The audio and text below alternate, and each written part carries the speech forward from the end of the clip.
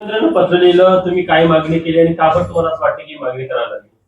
असं आहे की मी जेव्हा महाराष्ट्राचा गृहमंत्री होतो त्यावेळेस मुंबईचे पोलीस आयुक्त होते परमवीर सिंग. त्यांनी ज्या पद्धतीचे नियमाला धरून नियमाला न परत परत परत परत बोलू. ठीक.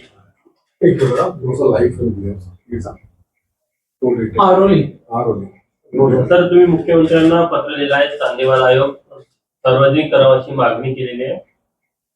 असं आहे, मी जेव्हा राज्याचा गृहमंत्री होतो त्यावेळेस मुंबईचे पोलीस आयुक्त होते परमवीर सिंग. त्यांच्या ज्या पद्धतीने त्यांनी त्या मुंबईमध्ये गैरकारभार केला होता, अनेक त्यांच्यावर आरोप होते, त्याच्यामुळे मी त्यांची बदली करून आम्ही त्यांना सस्पेंड केलं, सरकारी नोकरीतून सस्पेंड केलं. आणि त्याच्यानंतर त्याला सरकारी नोकरीतून सस्पेंड केल्यानंतर परमवीर सिंग माझ्यावर आरोप लावले आणि ते आरोप लावल्यानंतर 100 कोटीचा आरोप लावला. ते आरोप लावल्यानंतर मीच राज्य शासनाला विनंती केली की याची संपूर्ण आपण चौकशी करावी. त्याच्यानंतर राज्य शासनाने हायकोर्टचे जस्टिस आदरणीय श्री चांदीवाल साहेब यांच्या वरती जबाबदार दिली आणि त्यांना नियुक्त केलं आणि त्यांना सांगितलं याची चौकशी करा. त्यांनी न्यायमूर्ती चांदीवाल साहेबांनी 11 महिने चौकशी करून 1400 पानाचा अहवाल माझ्यावर झालेल्या आरोपाचा सरकारला दिला 4 वर्षापूर्वी. सातत्याने मी राज्य शासनाला विनंती करतोय की माझ्यावर जे आरोप झाले त्याची जी निवृत्त न्यायाधीश चांदीवाल साहेबांनी चौकशी केली, तो 4 वर्षापासून आपल्याकडे अहवाल आहे, तो जाहीर करा, सार्वजनिक करा, लोकांपर्यंत जाऊ द्या, म्हणजे लोकांना माहीत पडेल की त्या 11 महिन्याच्या चौकशीमध्ये आणि 1400 पानाच्या अहवालामध्ये काय आहे. आणि यासाठी मी माननीय देवेंद्रजी फडणवीस मुख्यमंत्री महाराष्ट्र यांना 10 पत्र लिहिली, सचिवांना पत्र लिहिली, पण राज्य शासन हा अहवाल सार्वजनिक करायला तयार नाही. त्याच्यामुळे मी परत राज्य शासनाला विनंती करतो, देवेंद्र फडणवीसला विनंती करतो की त्यांनी लवकरात लवकर न्यायमूर्ती चांदीवाल यांचा अहवाल जाहीर करावा आणि त्याच्यामध्ये जे काही त्यांनी फाइंडिंग्स आहेत ते जनतेसमोर आणावे अशी मी त्यांना विनंती करतो. असं तुम्हाला वाटतं की तो अहवाल पुढे आला तर तुम्ही कसे निर्दोष होते ते सिद्ध होईल, तुमच्यावर कसे मोठे आरोप लावले गेले ते देखील जनतेला कळेल, असं वाटतं का तुम्हाला? मला हेच कळत नाही की 4 वर्षापूर्वी तो अहवाल राज्य शासनाने दिला. मग राज्य शासन हे भारतीय जनता पार्टीचं शासन किंवा देवेंद्रजी फडणवीस हा अहवाल जनतेसमोर का येऊ देत नाही, हा माझा प्रश्न आहे. 10 पत्र लिहिली, 10 पत्र मी देवेंद्र फडणवीस साहेबांना, सरकारला अजून पत्र लिहिले, सचिवांना वगैरे, पण याच्या बाबतीत काही एक शब्द बोलायला राज्य शासन तयार नाही. उपमुख्यमंत्री सुनेत्रा पवार यांच्या लेखन स्वीकारून दोन्ही राष्ट्रवादी एकत्र जे आले तर तुम्हाला आनंद वाटेल का सगळ्याचा राष्ट्रवादीचे नेते म्हणून?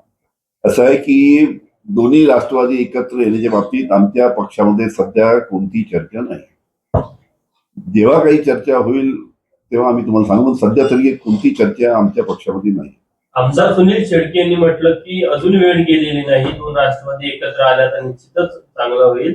आणि सुनील तटकरे यांनी त्याला खूप विरोध न करता असं म्हटलं की ते कोणत्या आशयातनं बोलले हे त्यांनाच माहीत. तुम्ही कशा प्रकारे बघताय या संपूर्ण घटनाक्रमाकडे? ठीक आहे, जी अजितदादा यांचा जो पक्ष आहे राष्ट्रवादी काँग्रेस पक्ष, त्या सुनीत्रताई आता प्रमुख आहेत किंवा बाकी जे प्रमुख मंडळी आहेत, त्यांनी त्यांच्या सर्व त्यांचे जे आमदार आहेत त्यांनी जे वक्तव्य केलं ते त्यांचं वैयक्तिक वक्तव्य आहे, पण आमच्या पक्षामध्ये याच्या बाबतीत कुठेही काही चर्चा नाही. तुम्ही सुरुवातीला जेव्हा बघितलं तर राष्ट्रवादी काँग्रेस शरदचंद्र पवार हा पक्ष खूप पुढाकार घेत होता, आता अचानक माघार घेण्याचं कारण काय? आता या बाबतीत आम्ही सर्व शांत आहोत. आम्ही कुठेही याच्या बाबतीत आमच्या पक्षामध्ये सध्या चर्चा नाही.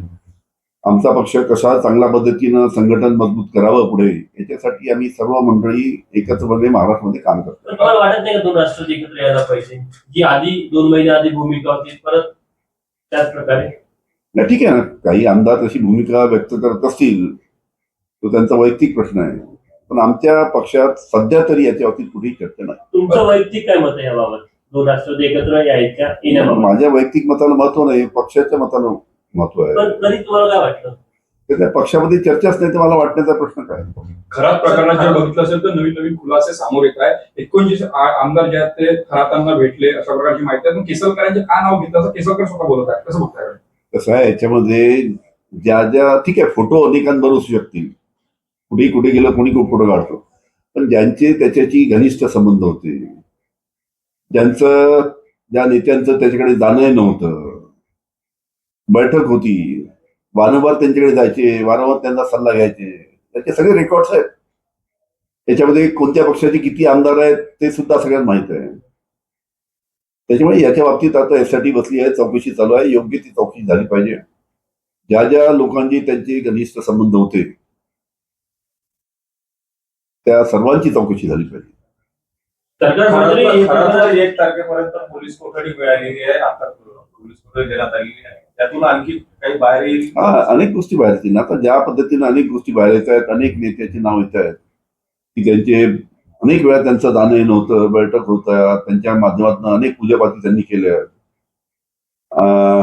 अनेक महिला सुद्धा त्या ठिकाणी जात होत्या. याची संपूर्ण चौकशी होईल की कशा पद्धतीने हा गोरखधंदा अशोक खराचा त्या ठिकाणी चालू होता आणि कसे मोठे मोठे राजनेते याला बळी पडत होते, हे सुद्धा अतिशय आश्चर्याची गोष्ट आहे. ते सर्व जनतेसमोर आलं पाहिजे. हे संपूर्ण प्रकरण सरकार ज्या पद्धतीने हाताळते, त्यांच्या काही मंत्र्यांवर आरोप होत आहे, आमदारांवर आरोप होत आहे, कुठंतरी दाबण्याचा देखील सरकारकडनं प्रयत्न होत आहे असं वाटतं. असं मलाही वाटतं की सरकारच्याच काही मोठ्या नेत्याच्या बाबतीत नावं पुढे आलेले आहेत, त्यांचे घनिष्ठ संबंध होते.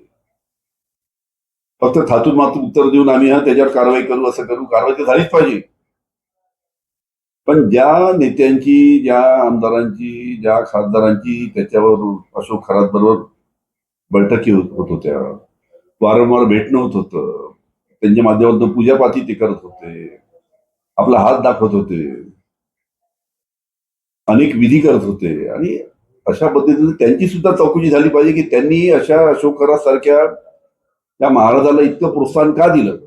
आता ज्या संपूर्ण गोष्टी पुढे येत आहेत त्याच्यासाठी सरकारने फक्त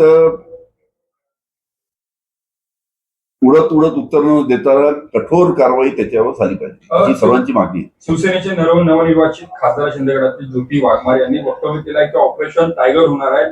राजकारणात नवीन खलबत्ते जे आहे ते महिनाभरात दिसून येणार आहे. कसं होतं? असू शकतील नक्कीच, कारण की याची जेव्हा सखोल चौकशी होईल तेव्हा सत्ताधारी पक्षाचे कोण कोण आमदार आहे, कोण कोण नेते आहे हे संपूर्ण समोर येतील ना.